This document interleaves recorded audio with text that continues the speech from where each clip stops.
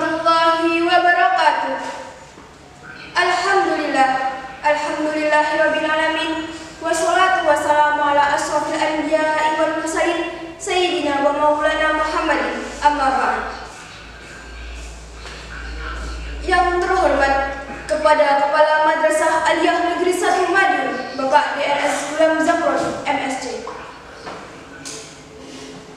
Yang saya hormati Bapak Ibu Guru Tenaga Kependidikan, serta penonton dan pendengar yang berbahagia. Pertama, marilah kita panjatkan puji syukur kehadirat Allah Subhanahu wa Ta'ala yang telah melimpahkan rahmat dan karunia-Nya kepada kita semua sehingga kita dapat berkumpul dalam keadaan sehat walafiat tanpa kekurangan suatu apapun. Kedua, sholawat serta salam semoga tetap terlimpahkan kepada junjungan kita Nabi Agung Muhammad SAW yang telah membimbing umatnya dari zaman jahiliyah menuju zaman Islamnya seperti yang kita alami seperti saat ini. Ketiga, saya selaku pembawa acara, maka perkenankanlah saya menyampaikan susunan acara pada hari ini. Acara yang pertama, pembukaan. Acara yang kedua, pembacaan ayat suci Al-Quran. Acara yang ketiga, sambutan Bapak Kepala Madrasah. Acara yang keempat, tausiah sekaligus doa. Dan acara yang terakhir adalah penutup. Memasuki acara yang pertama, pembukaan. Marilah kita buka acara pada hari ini dengan mengucap basmalah. Bismillahirrahmanirrahim. Acara yang kedua, pembacaan ayat suci Al-Quran. Kepada yang bertugas, Saudara Judan Akil Brilian, dipersilakan. Assalamualaikum warahmatullahi wabarakatuh. A'udzu billahi minasy syaithanir rajim.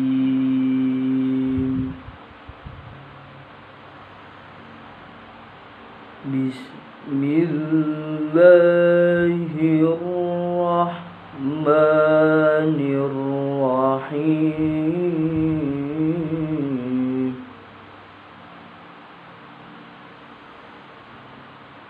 Wa kadzalika anzalnahu Qur'anan Arabiyyan wa kadzalika anzalnahu Qur'anan Arabiyyan wa sarrafna fihi minal wa'id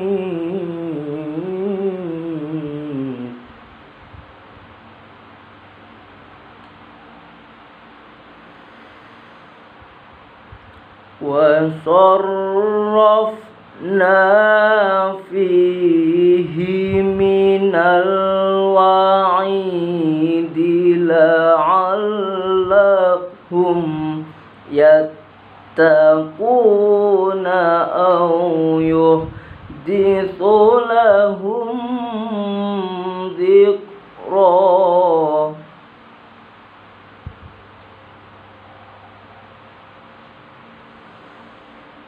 Fata'ala Allahul Malikul Haqq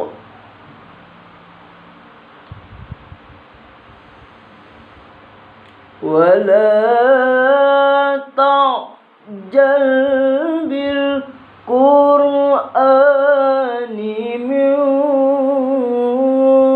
qabli qada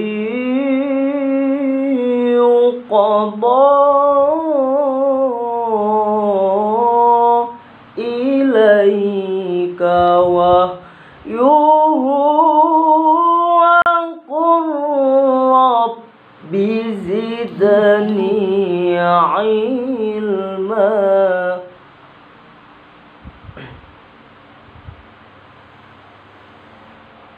Walaqad عهدنا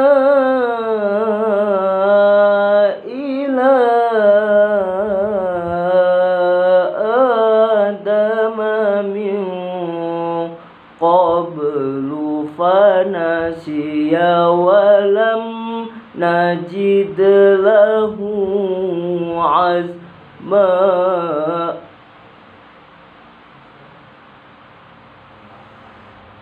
وإذ قلنا للملائكة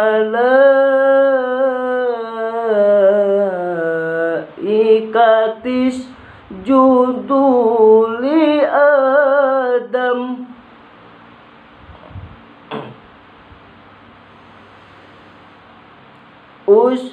اسجدوا لآدم فسجدوا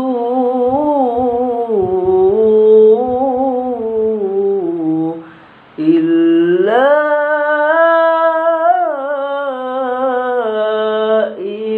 إبليس أبى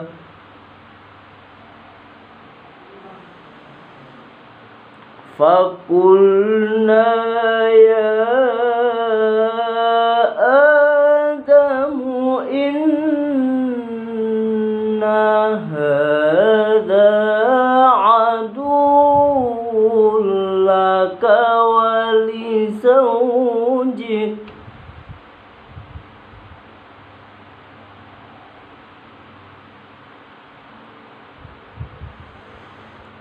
عدو لك ولزوجك فلا يخرجنكما من الجنة فتشقى صدق الله العظيم. Assalamualaikum warahmatullahi wabarakatuh. Acara yang ketiga, sambutan Bapak Kepala Madrasah. Kepada beliau, Bapak DLS Gulam Zamroni MSc, dipersilakan. Assalamualaikum warahmatullahi wabarakatuh. Bismillahirrahmanirrahim. Alhamdulillahirabbil alamin. Allahumma shalli wa sallim wa barik ala sayyidina Muhammadin wa ala alihi wa ashabihi ajma'in, amma ba'd.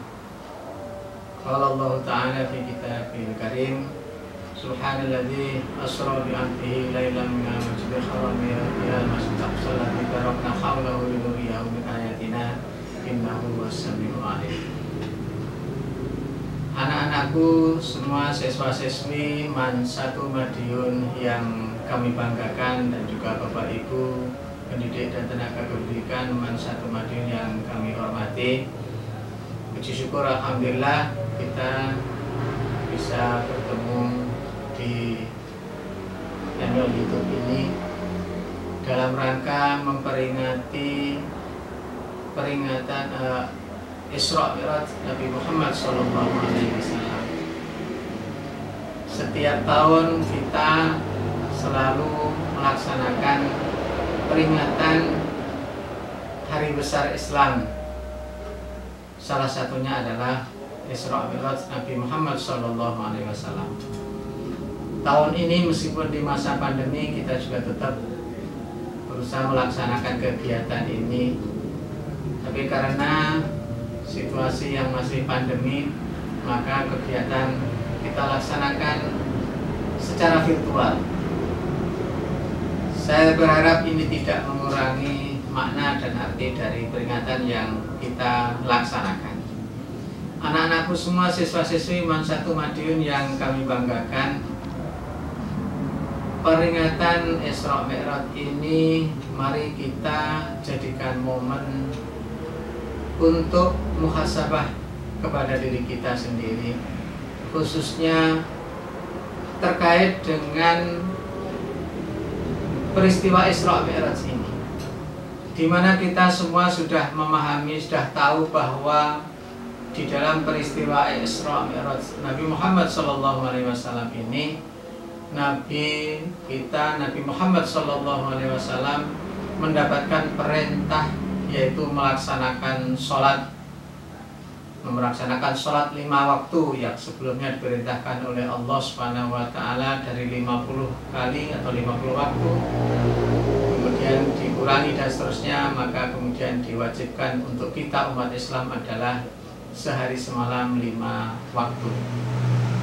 Oleh karena itu anak-anakku sekalian yang kami banggakan, di dalam kesempatan ini saya mengajak kepada anak-anakku semua dan seluruh keluarga besar Mansatu Madiun, mari kita menarik hikmah dari peringatan Isra Mi'raj ini. Mari kita jadikan peringatan Isra Mi'raj ini untuk muhasabah diri kita, khususnya terkait dengan pelaksanaan kita terhadap sholat 5 waktu. Bagaimana kita menjaga sholat 5 waktu kita? Sudahkah kita betul-betul melaksanakan, mendirikan sholat 5 waktu ini dengan sebaik-baiknya?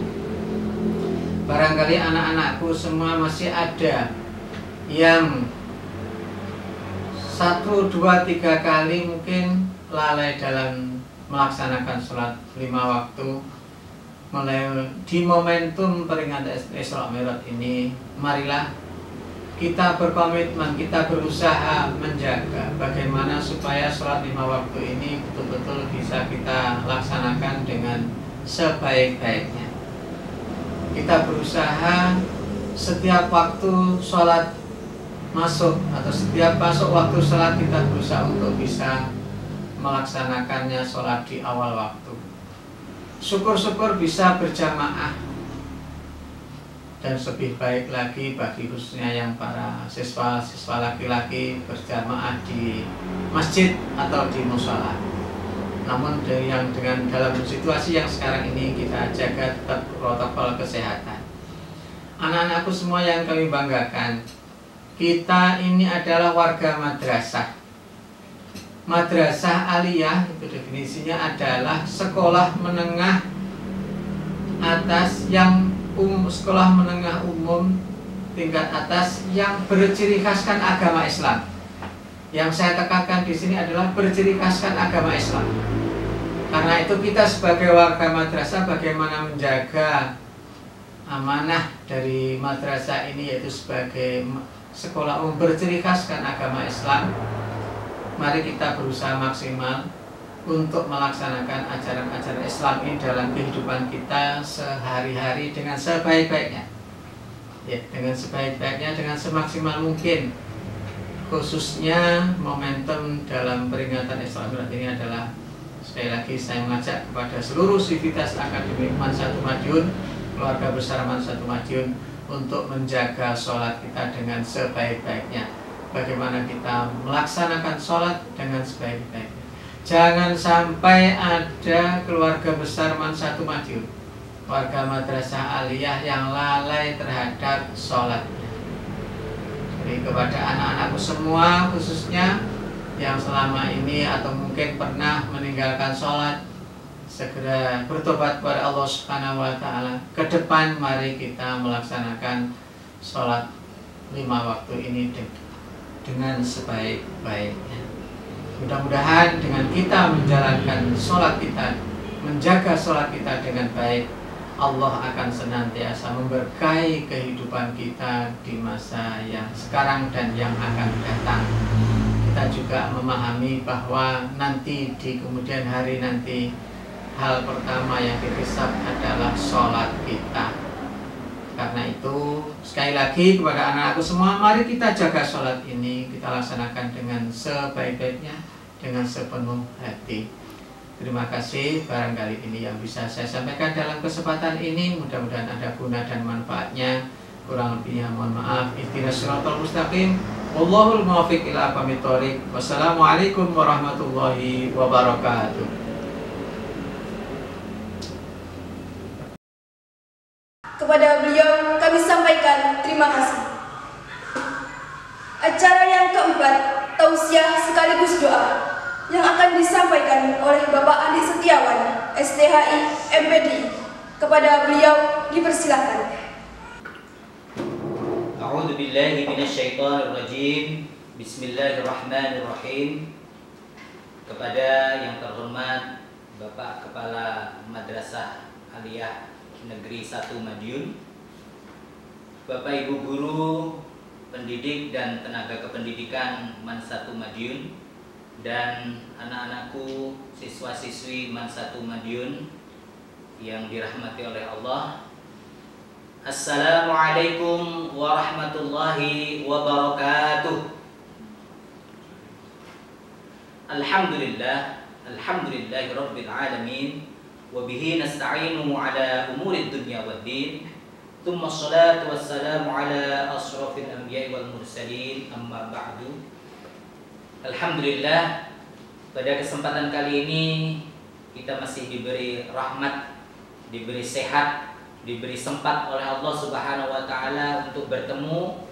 Semoga kita semuanya dalam kondisi yang seperti ini selalu diberi kesehatan oleh Allah Subhanahu wa taala, dijaga dari hal-hal wabah yang buruk, musibah, sehingga kita semuanya bisa melaksanakan perintah-perintah Allah dan juga melaksanakan aktivitas sehari-hari dengan baik dan penuh keberkahan. Amin amin ya rabbal alamin.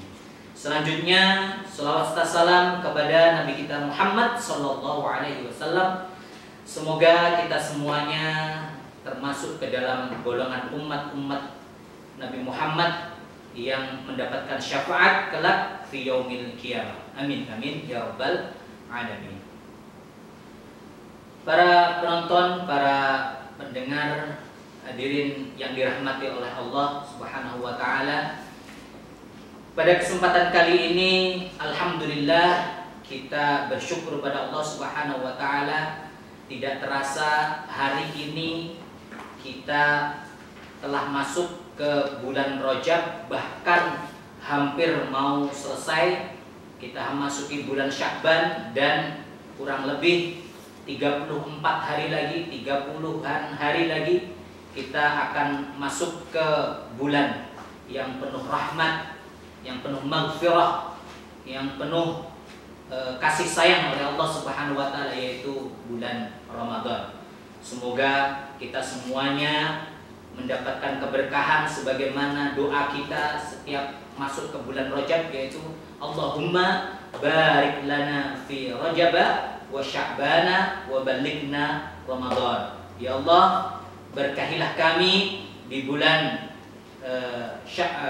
Rajab, di bulan dan bulan Sya'ban, dan sampaikanlah usia kami di bulan Ramadan. Hadirin yang dirahmati oleh Allah, bulan Rajab adalah termasuk di antara bulan yang dimuliakan oleh Allah, yaitu bulan haram, di antara bulan-bulan hurum, di mana di situ Rasulullah SAW banyak melakukan ibadah sunnah, yaitu puasa. Oleh karena itu hingga saat ini banyak di antara kita di bulan Rajab yang berpuasa. Pada hakikatnya salah satu tujuannya adalah untuk mempersiapkan dalam menyambut bulan Ramadan. Agar apa? Agar di bulan Ramadan nanti secara fisik kita tidak kaget. Masuk bulan Ramadan kita tidak terlalu berat dengan menahan lapar, menahan haus, sudah terbiasa. Oleh karena itu Allah Subhanahu wa taala memberikan hikmah sunnah, diantaranya yaitu di bulan Rajab ini, yaitu dengan memperbanyak puasa. Dan juga tentu saja Rasulullah juga banyak juga melaksanakan puasa di awal dan pertengahan bulan Sya'ban. Nah, ini termasuk di antara hal-hal yang bisa kita jadikan pertimbangan sebelum masuk Ramadan. Hadirin anak-anakku, para pendengar dimanapun Anda berada yang dirahmati oleh Allah Subhanahu wa taala, di bulan Rajab ini sudah sangat populer, terkenal, yaitu kita semuanya diwajibkan untuk melaksanakan ibadah sholat wajib, ya, yaitu sholat 5 waktu.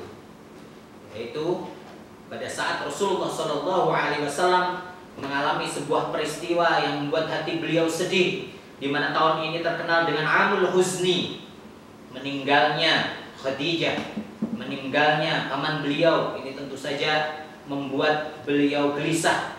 Kemudian Allah Subhanahu wa taala membangkitkan semangat beliau, ya, dengan motivasi yaitu mengisra mi'rajkan. Bahkan termasuk diantaranya memperjalankan Rasulullah dalam sebuah perjalanan yang luar biasa dalam waktu semalam, ya, dari Madinah ke Palestina, terus kemudian dari Palestina langsung menghadap kepada Allah Subhanahu wa taala di Sidratil Muntaha. Banyak sekali peristiwa-peristiwa yang diceritakan pada saat itu, ya, dan termasuk diantara hikmahnya Isra Mi'raj adalah langsung ibadah ini langsung disampaikan oleh Allah Subhanahu wa taala, tidak melalui perantara. Langsung Allah menyampaikan kepada Rasulullah untuk melaksanakan ibadah sholat fardu. Yang pertama 50 rakaat, kemudian 50 waktu sholat, kemudian berkurang sampai 5 waktu sholat. Demikian luar biasanya sholat ini sehingga berbeda dengan ibadah-ibadah yang lain. Kalau ibadah yang lain ada perantaranya yaitu malaikat Jibril, kalau sholat langsung dari Allah kepada Nabi Muhammad SAW. Sholat adalah media komunikasi. Media komunikasi di mana bila seseorang ingin bercakap-cakap, berkomunikasi, menghadap, ya, maka sholat merupakan salah satu sarana, salah satu media. Sehingga pada saat sholat di sana banyak hal-hal yang harus diperhatikan agar sholat ini tidak hanya selesai pada waktu dilaksanakan, tapi juga bisa berhikmah, berimbas atau berakibat kepada setelah sholat. Sebagaimana kalau bisa kita kiaskan, sholat ibarat handphone, di mana handphone itu adalah merupakan media untuk komunikasi. Ketika kita ingin berkomunikasi dengan seseorang, misalnya dengan seorang yang kita cintai, maka akan kita nyalakan, kita gunakan untuk berkomunikasi. Maka alangkah indahnya seringnya kita berkomunikasi via handphone dengan seseorang. Bisa juga kita rasakan sebagaimana ketika kita melaksanakan sholat. Begitu. Kenikmatan kita berkomunikasi dengan seseorang melalui handphone, begitu juga kita bisa merasakan bagaimana kita sholat merasakan kenikmatan berkomunikasi dengan Allah Subhanahu wa ta'ala. Oleh karena itu, maka orang-orang yang berkomunikasi via handphone misalnya dengan orang yang dia sayangi, yang dia cintai, akan selalu merasa ada keterkaitan, selalu merasa ada hubungan, selalu merasa dekat dengan orang yang dia hubungi. Sehingga apa? Sehingga selesai berkomunikasi, selesai bertelepon atau berwhatsapp ataupun berapapun, berkomunikasi, menjalin hubungan via handphone, maka setelah melaksanakan itu semuanya, maka dia akan imbasnya, efeknya, dia akan menjaga dirinya dari hal-hal yang tidak disukai oleh orang yang dia cintai, oleh orang yang dia sayangi, dan juga akan mengupayakan, ya, akan mengupayakan apa? Akan mengupayakan apa yang disukai oleh orang tersebut. Jadi akan menahan diri dari hal-hal yang tidak disukai dan akan mengupayakan dari apa-apa yang disukai oleh orang yang dia sayangi. Maka alangkah indahnya kalau misalnya seperti itu bisa juga kita rasakan dalam sholat. Padahal apa? Tentu saja kalau antar manusia, manusia bisa saja tidak saling melihat. Tapi kalau Allah sudah jelas, Allah Maha melihat. Innallaha sami'un alim, Maha mendengar, Maha melihat. Jadi alangkah indahnya kalau kita bisa merasakan hikmah dari berkomunikasi via sholat ini kepada aktivitas di luar sholat. Sehingga apa? Dia akan merasa selalu diawasi oleh Allah, muraqabah, ya, selalu berdekatan dengan Allah Subhanahu wa taala. Sehingga apa? Akan menjauhkan dari hal-hal yang dilarang oleh Allah Subhanahu wa taala dan selalu mengupayakan apa-apa yang disukai oleh Allah Subhanahu wa taala. Tanpa harus dipaksa, tanpa harus marahi, begitu ya. Jadi ini alangkah indahnya kalau kita bisa sampai mengkiaskan, mensamakan antara sholat dengan apa yang kita lakukan dengan via berkomunikasi via handphone, gitu. Ini mari kita coba kita renungkan agar hal-hal ini menjadikan contoh dari kehidupan kita, juga kita bisa ambil pelajarannya dalam kehidupan beribadah kita seperti sholat. Nah, itu kiasannya. Baik, anak-anakku, para hadirin, para pendengar dimanapun Anda, para penonton dimanapun Anda berada, semoga kita semua yang selalu dirahmati oleh Allah Subhanahu wa ta'ala. Sholat merupakan media ataupun yang menahan kita dari perbuatan keji dan mungkar. Kok bisa? Maka tidak heran kalau tadi melalui komunikasi kemudian kita merasa dekat dengan Allah, juga kedekatan ini terbawa setelah sholat, maka tidak heran kalau kita merasa ingin menjauhi dari perbuatan keji dan mungkar. Kalau kita bayangkan seseorang yang mencuri, mengambil milik orang lain, dia merasa sendirian, dia merasa tidak diawasi oleh Allah. Orang yang melakukan maksiat, ya, dia merasa tidak diawasi oleh Allah, tidak merasa diperhatikan oleh Allah. Padahal Allah Maha melihat, Allah Maha memperhatikan. Maka tentu saja berangkat dari sholat ini, apalagi sholat kita laksanakan 5 kali dalam sehari, ya, belum lagi ditambah ibadah-ibadah sholat-sholat sunnah. Berapa kali kita dalam melaksanakan dalam satu hari? Ada sholat duha, ada sholat tahajud selain sholat wajib, yaitu sholat sunnah. Maka oleh karena itu tentu saja berkomunikasi dengan Allah akan menjaga kita dari hal-hal yang membuat Allah tidak suka, dari apa-apa yang membuat Allah murka. Begitu.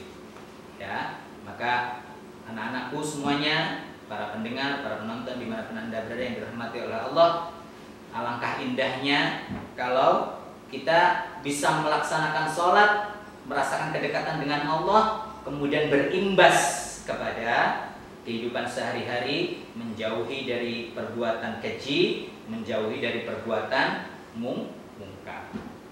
Nah, anak-anakku yang dirahmati oleh Allah, salah satu cara untuk agar kita merasa nikmat dalam melaksanakan sholat adalah memahami isi atau bacaan daripada sholat.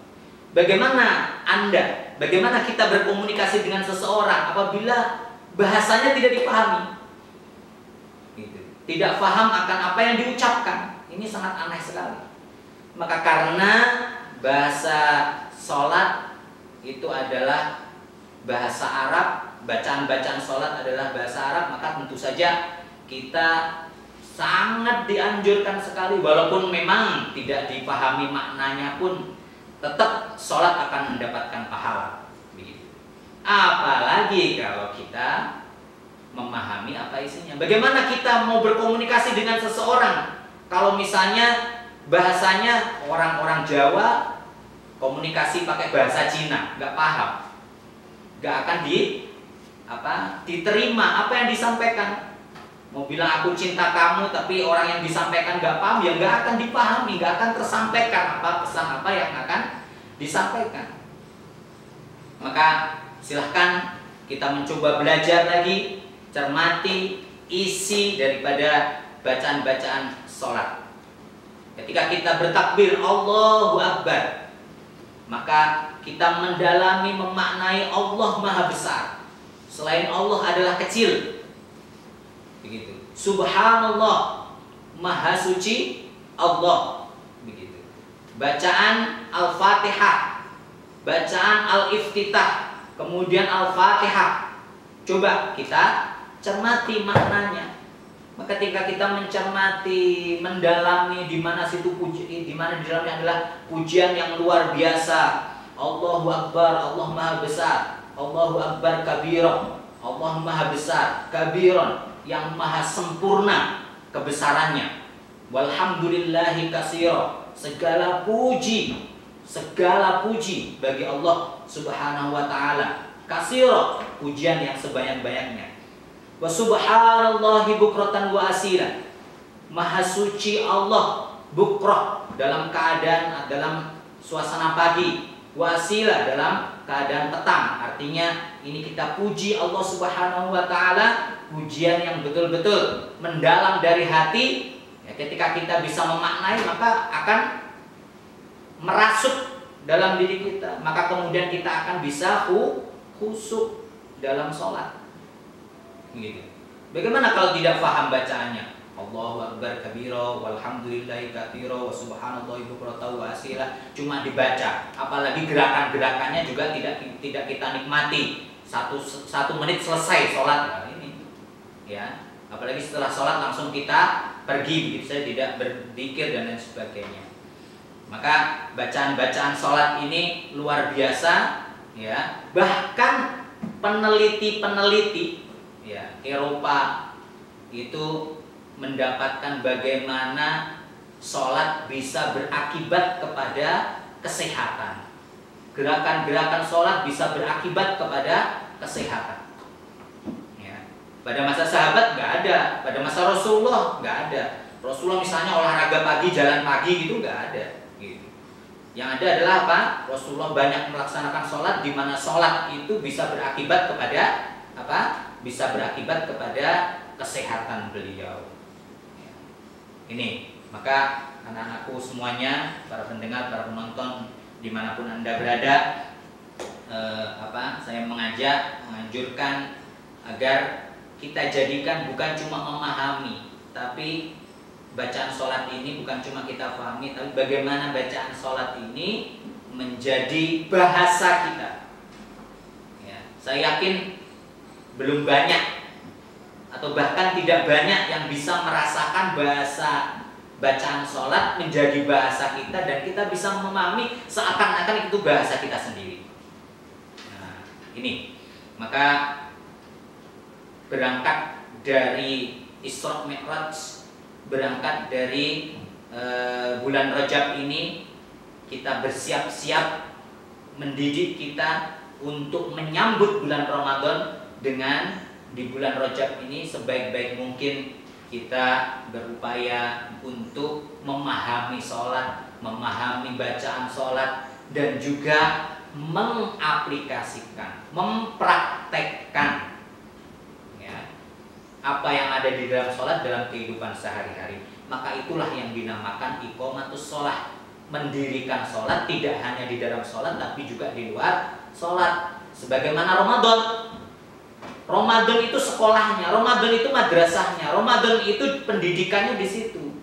Maka bagaimana keberhasilan dari Ramadan adalah di luar Ramadan. Sholat juga seperti itu. Sholat itu adalah dibentuk, dididik, diajari, ya, dibentuk mentalnya, prakteknya setelah sholat. Ya. Bagaimana sholat itu berhasil atau tidak, maka kita lihat dalam kehidupan sehari-hari. Apakah sudah bisa menjaganya dari perbuatan keji atau perbuatan mungkar yang membahayakan orang lain atau membahayakan diri kita? Kalau perbuatan kita masih membahayakan orang lain, Allah tidak selamat, artinya apa? Tetangga kita, saudara kita tidak selamat dari lisan kita, tidak selamat dari perbuatan kita, berarti kita masih belum sempurna sholat kita. Kenapa? Karena dalam sholat saja, selesai sholat kita ucapkan Assalamualaikum warahmatullahi wabarakatuh, kita tengok sebelah kanan. Assalamualaikum warahmatullahi, kita tengok sebelah kiri. Di mana intinya, artinya adalah seorang muslim adalah seorang yang muslim melaksanakan sholat, ya, karena belum tentu orang muslim melaksanakan sholat gitu kan. Orang muslim yang melaksanakan sholat, maka dia secara ideal harusnya juga menebar keselamatan bagi orang lain, tidak membahayakan orang lain, lisannya tidak membahayakan orang lain, perbuatannya tidak membahayakan orang lain. Ini hikmah daripada sholat. Maka anak-anakku, para pendengar, para penonton, para hadirin dimanapun Anda berada, kami mengajak kepada Anda semuanya untuk yang pertama memahami makna sholat, memahami bacaan sholat, dan betul-betul merasakan kehadiran Allah di dalam sholat kita. Kalau kita tidak bisa merasakan kehadiran Allah, maka meyakini bahwasanya apa yang kita lakukan itu adalah diawasi oleh Allah, dicermati oleh Allah, diperhatikan oleh Allah. Bayangkan bagaimana ketika kita melakukan sesuatu diawasi. Loh, yang mengawasi luar biasa. Bukan cuma Allah yang mengawasi, karena Allah Maha tahu gitu kan. Ada raqib, ada atid.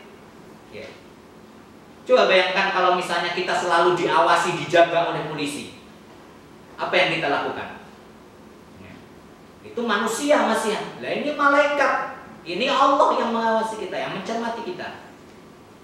Ya, yang tidak mungkin satu hal yang terkecil itu pun hilang dari pengawasan. Nah, mari ini menjadikan kita renungan agar apa? Agar kita selalu bisa mengekspresikan ya apa yang ada di dalam sholat ke dalam di luar sholat, mencoba cerdas-cerdaslah mencoba mengkiaskan. Oh, sholat itu ibarat seperti yang saya sampaikan, ibarat handphone berkomunikasi, ya. Tentu saja bahasanya adalah dengan bahasa yang betul-betul kita jiwai maknanya, bukan cuma bisa di lisan saja, tapi juga menjadikan itu di dalam hati. Bagaimana ketika sholat itu kita berkomunikasi dengan Allah, mencintai Allah, ya, penuh khusyuk, penuh ikhlas. Bagaimana ketika kita berkomunikasi menggunakan handphone dengan orang yang kita sayang, orang yang kita cintai, itu betul-betul merasakan kenikmatan, merasakan kedekatan dengan orang yang kita sayangi, orang yang kita cintai. Apalagi ini dalam sholat, apalagi ini adalah perintah agama, ya. Oleh karena itu anak-anakku semuanya yang dirahmati oleh Allah, apalagi lembaga kita adalah lembaga madrasah, tentu saja tidak akan ada yang melakukan sesuatu yang dilanggar oleh agama jika dia merasa, jika dia meyakini bahwa dia selalu diawasi oleh Allah, selalu diawasi oleh raqib dan atid, ya. Jadi yang mengawasi, mencermati, memperhatikan kita bukan cuma kita sendiri. Apabila kita mencuri, kita diawasi oleh Allah, ya. Bisa jadi kita tidak jadi mencuri, atau mungkin menghilangkan rasa itu, menghilangkan rasa diawasi oleh Allah, menghilangkan rasa bahwa kita diperhatikan oleh malaikat, raqib sama atid, begitu. Apalagi kita melakukan maksiat. Bagaimana ketika kita melakukan maksiat, bahwasanya kemudian dalam diri kita meyakini Allah melihat kita? Ya enggak jadi. Gitu. Di kanan kiri kita ada raqib sama atid, ya enggak jadi melakukan. Ya, awalnya itu semuanya dari sholat, ya. Akan tetapi bagaimanapun, ya, dengan sholat kita harapkan kita bisa baik dulu kemudian sholat, atau sholat dulu kemudian baik, ya. Sholat adalah ibarat media untuk memperbaiki kita. Jangan tunggu sadar, jangan tunggu tobat dulu untuk kemudian kita melaksanakan. Wah, saya belum bisa khusyuk, maka saya sholatnya nanti saja. Nunggu khusyuk.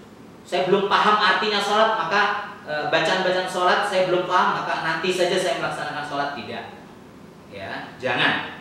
Tetap laksanakan sholat, tetap belajar, walaupun belum khusyuk, walaupun masih banyak dosa, tetap laksanakan sholat, laksanakan perintah Allah dalam sholat ini. Insya Allah dengan memahami makna, mencoba melaksanakan merasa diawasi oleh Allah, muraqabah Allah ke dalam di luar sholat, insya Allah sedikit demi sedikit kita semuanya akan beralih atau beranjak menjadi orang-orang yang musallin, alladzina hum ala sholatihim khashi'un, orang-orang yang sholat dan khusyuk di dalam sholatnya. Amin amin ya rabbal alamin.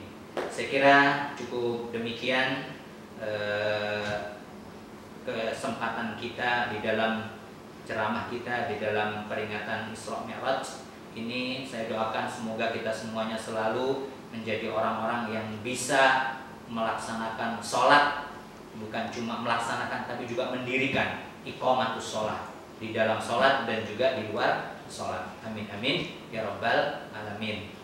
Pesan saya anak-anak, jaga akhlak, jaga ibadah, jaga kesehatan, jaga protokol kesehatan, sehingga kita semuanya nanti kita berharap berdoa virus ini segera berakhir dan juga kita bisa bertatap muka, bisa melakukan pembelajaran secara normal, dan semoga Allah menjaga kita, keluarga kita, memudahkan rezeki kita, dan juga memberi kesehatan kita kepada dan juga kepada keluarga kita. Amin amin ya rabbal alamin. Al-Hadiniyah Al-Fatihah.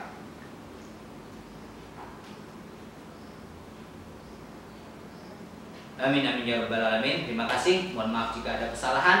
Akhirul kalam. Wabillahi taufiq wal hidayah wa ridha wal inayah. Wassalamualaikum warahmatullahi wabarakatuh. Acara yang terakhir adalah penutup. Mari kita tutup acara pada hari ini dengan mengucap hamdalah bersama-sama. Alhamdulillahirabbil alamin. Saya selaku pembawa acara dan perwakilan dari yang bertugas mengucapkan terima kasih atas perhatian dan mohon maaf atas segala kekurangan. Billahi taufik wal hidayah, walidha wal inayah. Wassalamualaikum warahmatullahi wabarakatuh.